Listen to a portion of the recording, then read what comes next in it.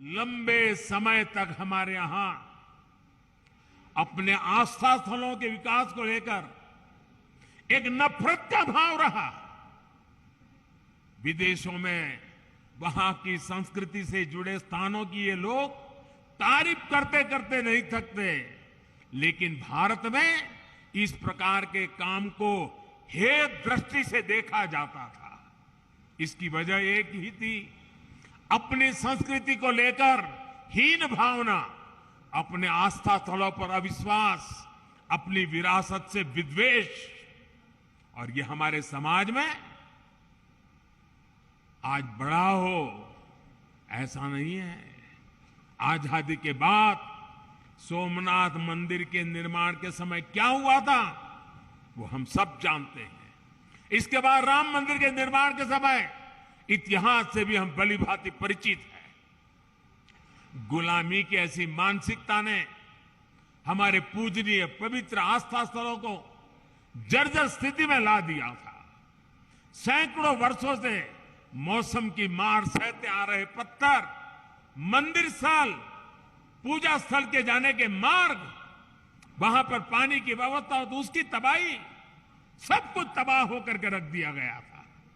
आप याद करिए साथियों, दशकों तक हमारे आध्यात्मिक केंद्रों की स्थिति ऐसी रही, वहां की यात्रा जीवन की सबसे कठिन यात्रा बन जाती थी।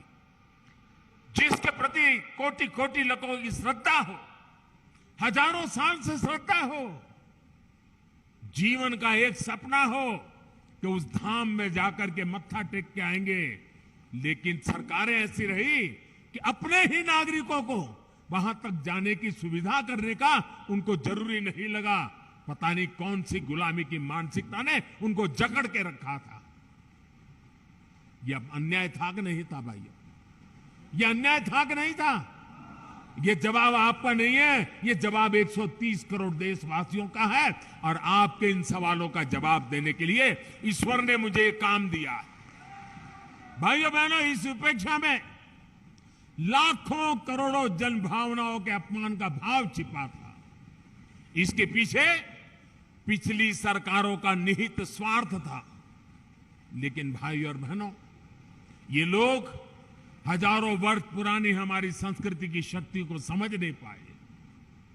वो ये भूल गए कि आस्था के केंद्र सिर्फ एक ढांचा नहीं, बल्कि हमारे लिए ये प्राण शक्ति है, प्राण वायु की तरह है। वो हमारे लिए ऐसे शक्ति पुंज है जो कठिन से कठिन परिस्थितियों में भी हमें जीवंत बनाए रखते हैं। उनकी गौर उपेक्षा के बावजूद ना तो हमारे आध्यात्मिक केंद्रों का महत्व कम हुआ, ना ही उन्हें लेकर हमारे समर्पण भाव में कोई कमी आई।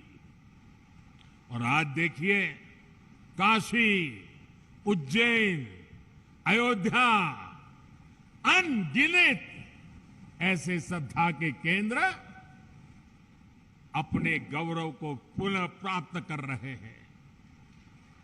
केदारनाथ, बद्रीनाथ, हेमकुंड साहब, वे भी श्रद्धा को संभालते हुए आधुनिकता से उसकी सुविधाओं से जोड़ा जा रहा है। काले इल्म ते रूहानी इल्मां दे माहिर बाबा आलम शाह जी 5 मिनटां दे विच काले इल्म दा समाधान गारंटेड करवाओ। ਅਸੀਂ ਕਹਿੰਦੇ ਨਹੀਂ ਕਰਕੇ ਦਿਖਾਉਨੇ ਆ। 9878 98625। समस्या जिमें लव मैरिज, मनचाया प्यार, वशीकरण करना या तुड़वाना, कारोबार दा ना चलना, गृह क्लेश, विआह दे लई मां बाप दी मंजूरी, पति पत्नी दे विच अनबन, विदेश दे विच पक्का होना, कोर्ट कचहरी, सौतन दुश्मन तो छुटकारा, सवाल पूछण दी कोई फीस नहीं। किसी दुखी भैन भरा दा पति प्रेमी बेटा किसी दे वश विच है तां तुरंत संपर्क करो। घर बैठे फोन ते हर समस्या दा हल करवाओ। पता लुधियाना, नंबर नोट करो 9878 98625।